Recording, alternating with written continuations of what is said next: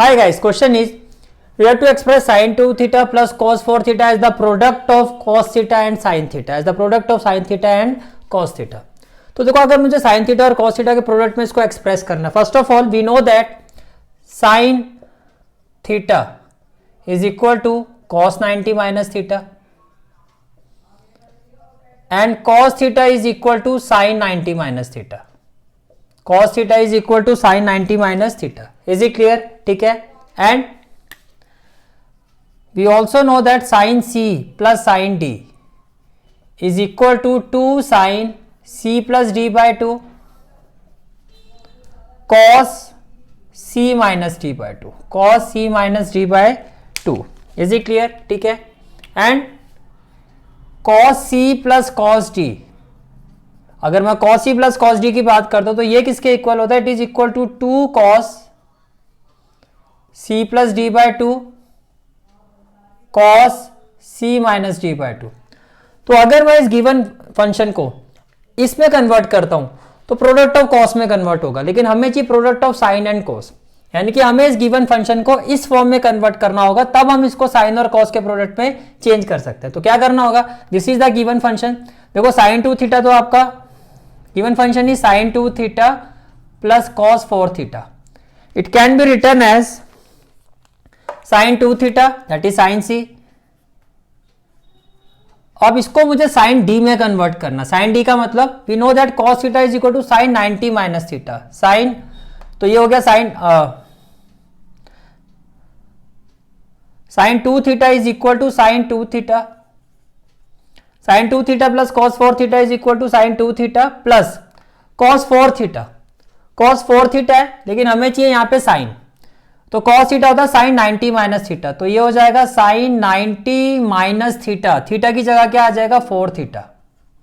Theta की जगह क्या आ जाएगा? 4 थीटा. तो बेसिकली अब ये क्या हो गया? साइन सी, ये हो गया सी और ये हो गया डी. अब ये किसके इक्वल होता है? It is equal to 2 sine C plus D. तो सी की जगह क्या आ जाएगा? 2 थीटा प्लस डी की जगह क्या आ जाएगा? 90 degree minus 4 theta divided by 2 cos C minus D. C की जगह क्या हो जाएगा? 2 theta minus 90 degree minus minus क्या हो जाएगा? 4 theta divided by 2. It will be equal to 2 sine 2 theta minus 4 theta क्या हो जाएगा? देखो ये हो जाएगा 90 degree minus 2 theta minus 4 theta क्या हो जाएगा? Minus 2 theta. तो 90 degree minus 2 theta divided by 2 हो जाएगा. इसी तरह से ये क्या हो जाएगा? कॉस 4 थीटा प्लस 2 थीटा क्या हो जाएगा? 6 theta minus 90 degree divided by 2. अब देखो अगर हम यहां से 2 कॉमन लेते हैं, क्या कॉमन लेते हैं? 2. तो ये हो जाएगा 2 साइन, अगर मैं 2 कॉमन लेता हूं तो क्या हो जाएगा? 45 degree minus theta divided by 2 and it will be equal to cos यहां से अगर आप 2 कॉमन लेते हो तो ये हो जाएगा 3 theta minus 45 degree divided by 2.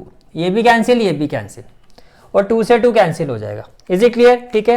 Now what we will have, ये हो जाएगा 2 साइन 45 डिग्री माइनस थीटा और इसको आप क्या कर सकते हो? कॉस. अगर मैं यहां से माइनस कॉमन लेता हूं, माइनस, तो ये भी क्या हो जाएगा? 45 degree minus 3 theta. And we know that cos of minus theta is equal to cos of minus theta is equal to cos theta. तो फाइनली ये क्या हो जाएगा? 2 sine 45 degree minus theta cos of minus theta cos theta. तो cos 45 degree minus 3 theta. ऐसा क्यों लिखा हमने? Because cos of minus theta is equal to cos theta. और आप देख सकते हो जो हमारा गिवन फंक्शन था ये प्रोडक्ट ऑफ साइन और कॉस में प्रोडक्ट हो गया. Is it clear? ठीक है. Hi guys, question is if we divide 5 raised to power 99 by 13 then what will be the remainder. कि अगर 5 raised to power 99 को हम 13 से डिवाइड करेंगे तो रिमाइंडर क्या होगा? तो देखो यहाँ पर जो कंसेप्ट यूज होगा वो आपका बाइनोमियल थ्योरम का यूज होगा. आप कैसे करेंगे? देखो क्वेश्चन को, first of all it is 5 raised to power 99 which can be written as 5 into 5 raised to power 98 and it can be written as 5 into 5 raised to power 2 into 49. 5 raised to power 99 will be equal to 5 into, देखो 5 raise to power 2 हो जाएगा 25 और power में क्या आ जाएगा 49। इसको हम ऐसे लिख सकते हैं, ये बात समझ में आ रही है, ठीक है। Now 5 raise to power 99 equal to 5, 25 को हम लिख सकते हैं 26 माइनस 1 रेज टू पावर 49, और यही हम अप्लाई करेंगे concept of binomial theorem, concept of binomial theorem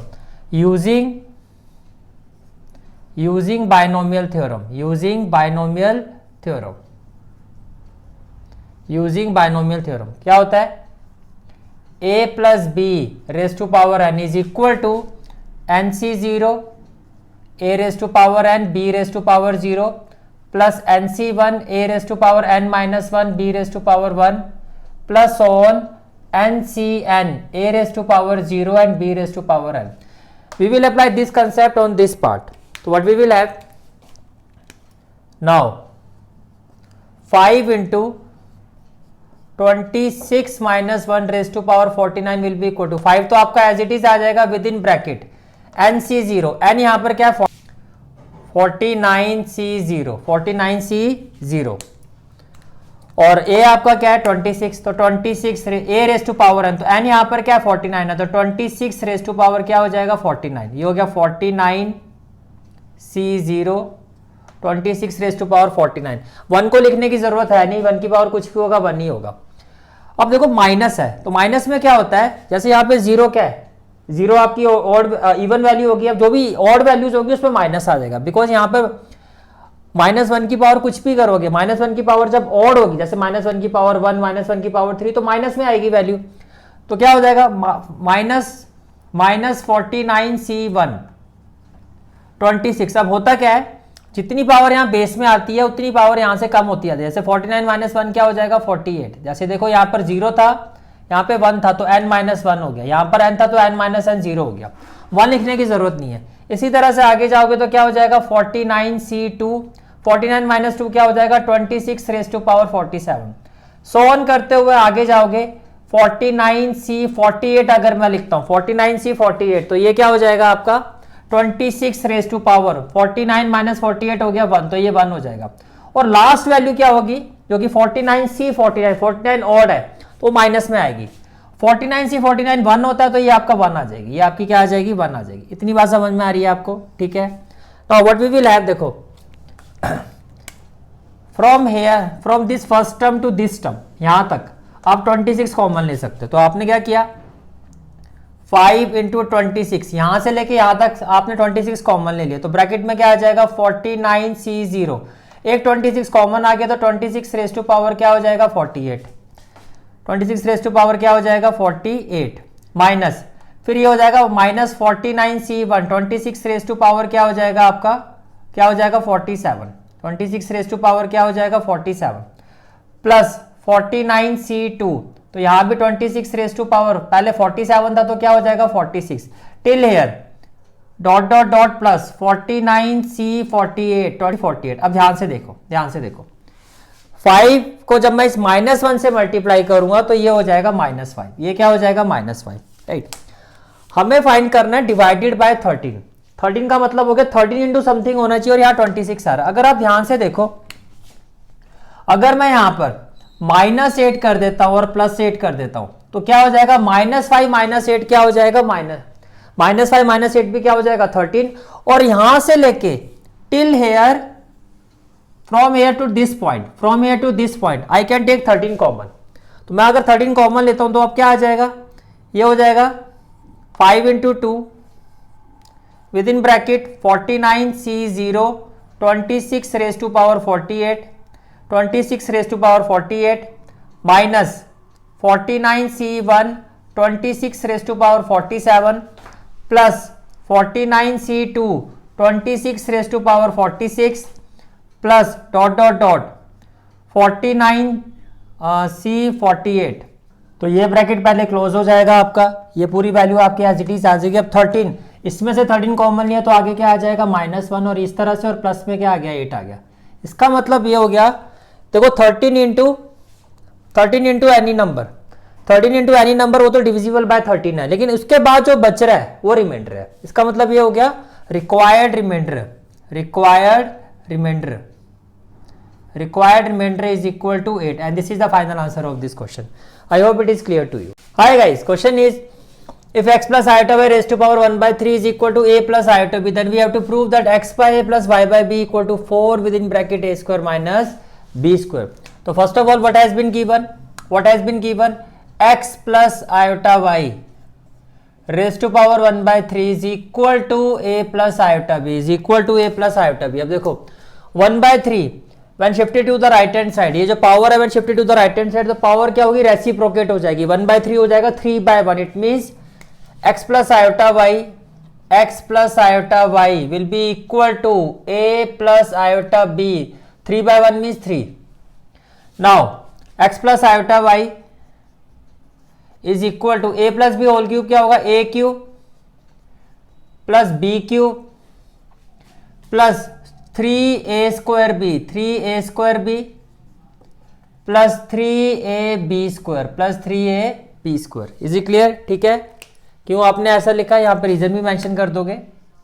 because a plus b whole cube is equal to a cube plus b cube plus 3a square b plus 3ab square plus 3ab square. ये clear हो गया? ठीक है.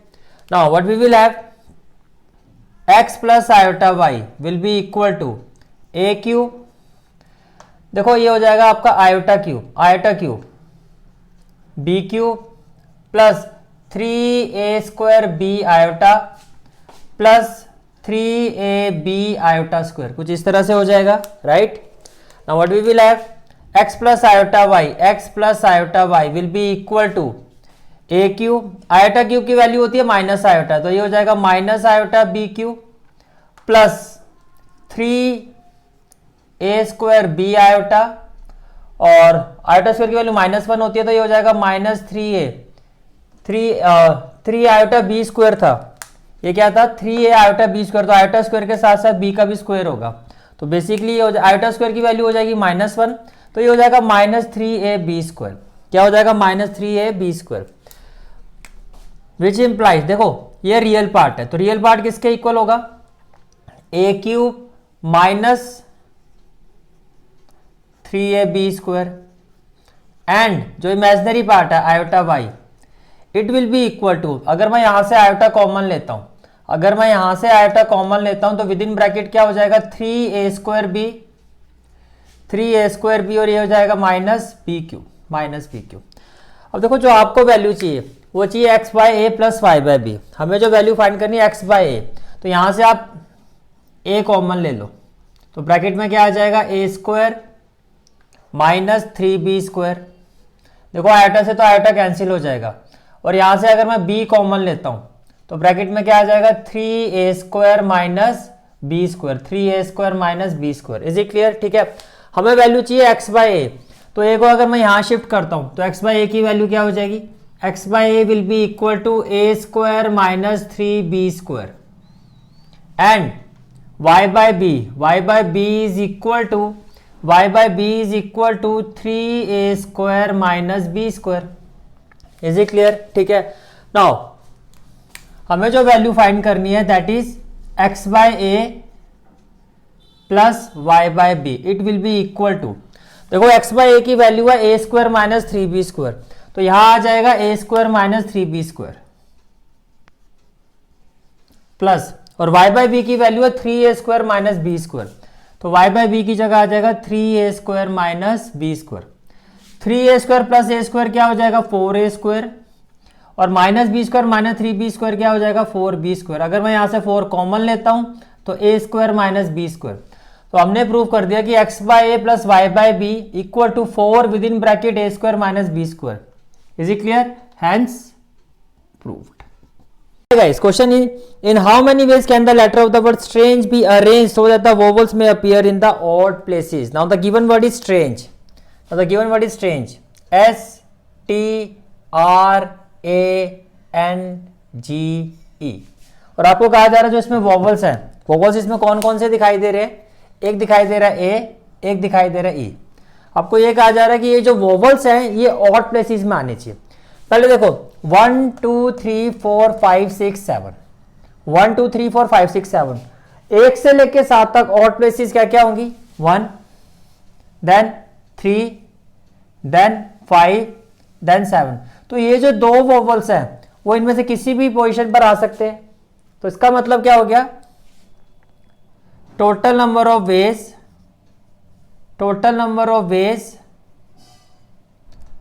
Of selecting 2 vowels in odd places, भैया दो vowels को odd places पर select करने के लिए टोटल नंबर ऑफ वेज क्या होगा, 4c2। क्या होगा, 4c2। इतनी बात समझ में आ रही है, ठीक है। अच्छा, इसके अलावा ये जो दो वोवल्स हैं, इनका अरेंजमेंट क्या होगा, इंटू 2 फैक्टोरियल। तो ये टोटल कितना हो जाएगा, 4c2, that is 4 factorial upon 2 factorial. 4 minus 2 भी क्या होगा, 2 फैक्टोरियल, इंटू क्या हो जाएगा, 2 फैक्टोरियल। तो ये कैंसिल हो जाएगा। तो what we will have, 4 into 3 into 2 factorial upon 2 factorial, ये कैंसिल हो जाएगा और ये आ गया आपका 12। ये तो हो गया वोवल्स को अगर हम ऑड प्लेसेस पे रखते हैं तो टोटल नंबर ऑफ वेज कितने होंगे, 12। अब वोवल्स के अलावा अगर आप वोवल्स को छोड़ दो तो इसके अलावा कॉन्सोनेंट्स कितने हैं, 1 2 3 4 5 टोटल। पीछे मूव करेंगे 5 पोजीशन पर तो क्या होगा, इक्वल टू 5 फैक्टोरियल। 5 फैक्टोरियल का मतलब हो गया 120। Therefore total number of words can be formed will be equal to 120 into 12। 12 जा क्या होगा, 144 और 0। तो 1440 words can be formed as per the given condition. Is it clear, ठीक है। Hi guys, question is the hypotenuse of a right angle triangle has its end at the point 1,3 and -4,1। तो देखो, first of all एक right angle triangle बनाते हैं। Say this is the right angle triangle. अब जो इसका hypotenuse है, as per question जो इसका हाइपोटेन्यूज है, इसके जो एंड पॉइंट्स है वो क्या है, 1,3 से ये वाला पॉइंट हो गया 1,3 और ये वाला जो पॉइंट हो गया ये हो गया आपका -4,1।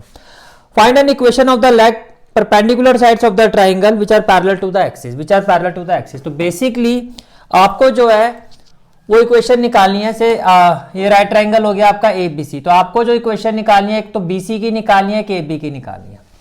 अब देखो, इक्वेशन अगर मैं पॉइंट स्लोप फॉर्म से मुझे निकालनी है तो मेरे पास इसका स्लोप होना चाहिए। स्लोप होगा किस पॉइंट से पास हो रही है वो तो मुझे पता है। तो मैं y minus y1 upon x minus x1 equal to m, वहां से मैं इसकी इक्वेशन निकाल सकता हूं। सिमिलर केस अगर आप यहां पे देखो, ये लाइन किस पॉइंट से पास हो रही है ये तो मुझे पता है, ये तो हमें पता है, लेकिन इसका स्लोप हमारे पास नहीं है। We don't have the slope of this line. तो ये पॉसिबल ही नहीं है कि आप इसकी इक्वेशन जो है स्ट्रेट लाइन के कंसेप्ट से फाइंड कर पाओ। अब मेरी बात ध्यान से समझना, ये पॉसिबल ही नहीं है। क्यों? क्योंकि स्ट्रेट लाइन के अगर मैं कंसेप्ट से इसको फाइंड करता हूं तो मेरे पास इसका स्लोप होना चाहिए। दोनों लाइन परपेंडिकुलर है, m1 into m2 equal to -1, पर किसी एक लाइन का स्लोप होगा तभी आप उस कंसेप्ट से भी दूसरी लाइन का स्लोप फाइंड कर सकते हो। तो यहां पर आपकी स्ट्रेट लाइन की लिमिटेशन आ जाती है। स्ट्रेट लाइन की यहां पे लिमिटेशन आ जाती है कि ऐसे क्वेश्चन में आप स्ट्रेट लाइन के कंसेप्ट से इक्वेशंस को फाइंड नहीं कर सकते। तो आपको क्या करना होगा, यहां हम यूज करेंगे कोऑर्डिनेट ज्योमेट्री का कंसेप्ट। तो हमें क्या करना होगा, हमें यहां पर एक ग्राफिकल प्रेजेंटेशन से हम इसको सॉल्व करेंगे। हमें यहां पर एक ग्राफ बनाना पड़ेगा। कैसे? देखो, जो पॉइंट है उसके हिसाब से अगर मैं देता हूं, ये हो गया 0 से ये हो गया 1, ये हो गया 2, ये हो गया 3 और ये हो गया 4। इसी तरह से -1, -2, -3 एंड -4, और ये हो गया 1, 2, 3 एंड 4, और ये हो गया -1, -2, -3 एंड -4। ये बात समझ में आ रही है? ठीक है। ये हो गया x एक्सिस, ये हो गया x डैश, ये हो गया y और ये हो गया y डैश। ये बात क्लियर होगी? ठीक है। अब देखो, ये वाला पॉइंट है 1,3, तो 1,3 1 3, तो मैं इस पॉइंट को यहां ले लेता हूं। और ये वाला पॉइंट है -4,1, तो इस पॉइंट को मैं यहां ले लेता हूं। ये बात समझ में आ रही है? ठीक है। और ये आपका हाइपोटेन्यूज है, this is the hypotenuse, this is the given hypotenuse. तो मैंने इसको ज्वाइन कर दिया, this is the given hypotenuse. अब perpendicular parallel to the axis, legs तो देखो यहां पे हमारे पास दो राइट ट्रायंगल बनेंगे as per the given condition. देखो अगर मैं इसको स्ट्रेट लाइन ड्रॉ करता हूं यहां से और यहां से भी मैं एक स्ट्रेट लाइन ड्रॉ करता हूं, तो एक ट्रायंगल तो मेरा ये बनेगा, एक ट्रायंगल मेरा ये बनेगा। ये बात समझ में आ रही है? एक ट्रायंगल मेरा ये बनेगा। इसी तरह से यहां से अगर मैं एक लाइन ड्रॉ करता हूं बिल्कुल स्ट्रेट, तो आप देख सकते हो एक ट्रायंगल मेरा ये बनेगा, एक ट्रायंगल मेरा ये बनेगा। तो इसमें बेसिकली दो राइट ट्रायंगल बनेंगे, इसमें बेसिकली दो राइट ट्रायंगल बनेंगे। अब मैं इनके कोऑर्डिनेट्स अगर लिखूं तो देखो ये वाला जो ट्रायंगल है से ये हो गया आपका पॉइंट ए, जो ये 1,3 है, 1,3 आपका कौन सा पॉइंट है? सी, तो इसको मैं सी ले लेता हूं, सी। ये हो गया सी जिसके कोऑर्डिनेट क्या है 1,3, ये हो गया सी जिसके कोऑर्डिनेट क्या है 1,3, और ये पॉइंट हो गया ए, ये पॉइंट हो गया ए जिसके कोऑर्डिनेट क्या है -4,1, -4,1। ये बात समझ में आ रही है? ठीक है। अब इसको हम दे लेते हैं बी। ये जो बी पॉइंट है इसके कोऑर्डिनेट हो गए 1,1, और ये हो गया आपका डी, और ये जो डी पॉइंट है, ये जो डी पॉइंट है इसके कोऑर्डिनेट क्या हो गए आपके इसके कोऑर्डिनेट क्या हो गया -4,3, हो गया -4,3। यहां तक बात समझ में आ रही है? अब देखो, अब स्ट्रेट फॉरवर्ड मैं इसकी इक्वेशन बता सकता हूं कैसे। देखो अब इस इक्वेशन को देखो, बीसी, बीसी जो है यहां पर किस पॉइंट से पास हो रही है? 1 से। तो बीसी की इक्वेशन क्या होगी? x = 1, भाई x एक्सिस से पास हो रही है।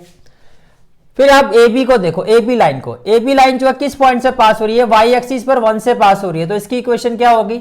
इसकी इक्वेशन होगी y = 1, y = 1। ऐसे अगर आप CD को देखो, CD जो है y एक्सिस पर 3 पॉइंट से पास हो रही है। किससे पास हो रही है? 3 से। तो इसकी इक्वेशन क्या होनी चाहिए? y = 3। ऐसे अगर मैं AD की बात करता हूं, ये -4 से पास हो रहा है। ये किससे पास हो रहा है? -4 से। तो इसकी इक्वेशन क्या होगी? x = -4। इसकी इक्वेशन क्या होगी? x = -4। ये तो हो गया डायरेक्ट कंसेप्ट, डायरेक्टली आपने अप्लाई किया और आपने इसको बता दिया। अब क्वेश्चन आपका स्ट्रेट लाइन का है, तो स्ट्रेट लाइन का कंसेप्ट तो यहां पर हमने यूज किया नहीं। उस मेथड से कैसे कर सकते हैं कि स्ट्रेट लाइन का कंसेप्ट भी आपका यूज हो जाए? तो हम क्या करेंगे, तो यहां पर दो केसेस बनेंगे। केस वन में जो है आपका हम लेंगे right triangle A B C. इसी तरह से हम यहां पर ले लेते हैं केस टू में आपका राइट ट्रायंगल आ जाएगा A D C, right triangle A D C, right triangle आपने ले लिया A D C. Is it clear? ठीक है। अब देखो जो ए बी सी है, ए बी सी, इसमें ए के कोऑर्डिनेट्स क्या है? ए के कोऑर्डिनेट्स है -4,1, point B coordinates 1,1 and point C coordinates 1,3। इसी तरह से जो ट्रायंगल ए डी सी है, ए के कोऑर्डिनेट्स क्या है -4,1, पॉइंट डी के कोऑर्डिनेट्स है -4,3, और पॉइंट सी के कोऑर्डिनेट्स क्या है 1,3। पॉइंट सी के कोऑर्डिनेट्स क्या है 1,3। Is it clear? ठीक है। Now what we will do, we will find the, देखो 3 पॉइंट है आपके पास कितने पॉइंट है? 3 पॉइंट है। ठीक है। अब आपको इक्वेशन फाइंड करनी है ए बी की, तो स्लोप ऑफ ए बी, तो फर्स्ट ऑफ ऑल इक्वेशन हो, वैसे आप डायरेक्टली भी फाइंड कर सकते हो ना। फर्स्टली हमें जो इक्वेशन फाइंड करनी है वो ए बी की फाइंड करनी है। तो इक्वेशन ऑफ ए बी, देखो ए बी 2 पॉइंट से पास हो रहा है, तो इक्वेशन ऑफ ए बी क्या होगा? इक्वेशन ऑफ ए बी क्या होगा? 2 पॉइंट, तो क्या होता है फॉर्मूला? ए बी, तो y - y1 upon x - x1 equal to 2 point slope form y2 - y1 upon x2 - x1। यही वाला कंसेप्ट हम यूज करेंगे। देखो y - y1 विच इंप्लाइज y - y1 की वैल्यू क्या है 1 अपॉन x - x1। देखो ये y1 है आपका, x1 y1, और x1 भी क्या है -4, तो माइनस माइनस क्या हो जाएगा +4 इक्वल टू y2 - y1, तो ये हो जाएगा 1 - 1 upon x2 - x1, y2 - x2 - x1, 1 minus minus क्या हो जाएगा प्लस, तो 1 + 4। तो जब आप इसको सॉल्व करोगे तो ये हो जाएगा y - 1 अपॉन x + 4, 1 - 1 0, तो इक्वल टू में 0, तो डिनोमिनेटर को 0 से मल्टीप्लाई करोगे 0 ही आएगा। इसका मतलब that is equation of A B is क्या आ गया y minus one equal to zero, y minus one equal to zero और y इक्वल टू वन। तो आप देख सकते हो हमारे यहाँ पे भी जब हमने डायरेक्ट कंसेप्ट अप्लाई किया था तो इसकी जो इक्वेशन है y इक्वल टू वन ही आई थी, इसकी इक्वेशन जो है y इक्वल टू वन ही आई थी। Now we will find the equation of BC। Now we will find the AB की इक्वेशन आ गई, इस ट्राइंगल से अब हम फाइंड करेंगे BC। तो आपने लिखा equation of BC, equation of BC। तो इक्वेशन ऑफ BC देखो, ये आपका B पॉइंट है, ये आपका C पॉइंट है। तो फॉर्मूला क्या होता है, y माइनस वाई वन। तो ये x1 होगा, ये y1 होगा, ये x2 हो गया और ये y2 हो गया। तो y minus y one, y minus y one, y1 की जगह आ जाएगा 1 upon x minus x1 that is x minus one. ये बात समझ में आ रही है, ठीक है। अब यहां से देखो, ये आपकी पास हो रही थी BC की बात करें ना, equal to y2 minus y one, तो 3 माइनस वन, ये हो जाएगा 3 minus one. x2 minus x1 क्या हो जाएगा, 1 minus one. y2 minus one, 3 minus one और x2 माइनस x1 क्या हो जाएगा, 1 माइनस वन। तो जब आप इसको सॉल्व करोगे तो ये क्या हो जाएगा, देखो ये हो जाएगा आपका y minus one upon x minus one equal to 2 by zero. 2 by zero का मतलब आप ये कह सकते हो कि y minus one upon x minus one जो आपका नॉट डिफाइन हो गया, इन्फिनिटी, नॉट डिफाइन के इक्वल। अब कोई भी वैल्यू नॉट डिफाइन के इक्वल कब होती है, कोई भी फ्रैक्शन नॉट डिफाइन के इक्वल अगर है तो इसका मतलब क्या है कि इसका जो डिनोमिनेटर है वो जीरो के इक्वल होगा। भाई ये फ्रैक्शन नॉट डिफाइन के इक्वल कब हो सकता है, this fraction will be equal to not define when its denominator is equal to zero. तो इसका मतलब ये जो x माइनस वन है आपका, it will be equal to zero और इक्वेशन आ गई आपकी x इक्वल टू वन। तो आप देख सकते हो ये इक्वेशन हमारी क्या आई थी, x equal to one. Is it clear, ठीक है। नाउ अब हम आते हैं ट्राइंगल ADC में, ADC।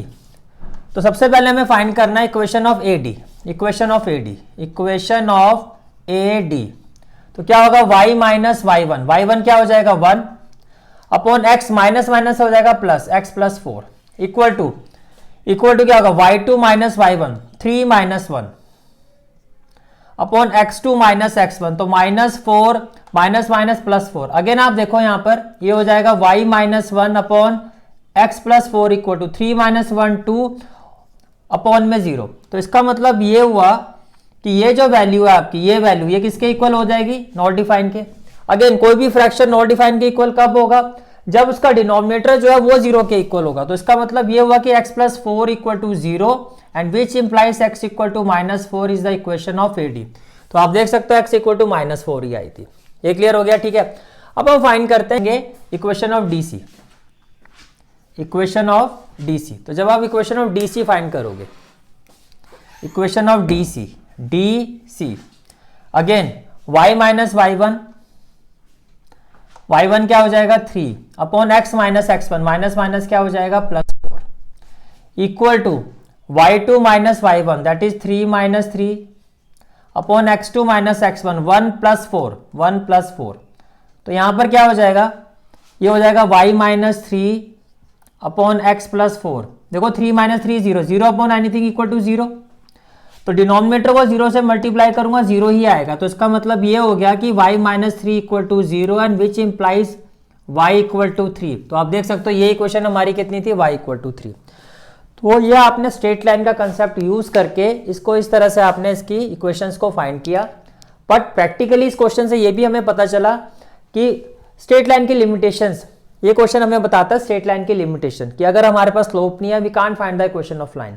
तो in that case we have to proceed with the concept of coordinate geometry. Coordinate geometry का यूज करेंगे, देन वहां से फिर हम स्लोप फाइंड करके स्ट्रेट लाइन का कंसेप्ट अप्लाई करके ये जो लेग्स हैं, परपेंडिकुलर लाइंस हैं, इनकी हम इक्वेशन फाइंड कर सकते हैं। I hope it is clear to you. This is for today's class. I hope you like this class and if you like this class then do like, share and subscribe my channel and don't forget to press the bell icon. Bell icon press करने से क्या होगा, जो भी मैं lecture upload करूंगा you will get the notification of that lecture. Thanks for watching this video. जहां तक आपके मैथ्स कोर्स की बात है, कंप्लीट मैथमेटिक्स कोर्स की जो प्लेलिस्ट का लिंक है वो आपको डिस्क्रिप्शन सेक्शन में मिल जाएगा। So bye, take care and have a great day.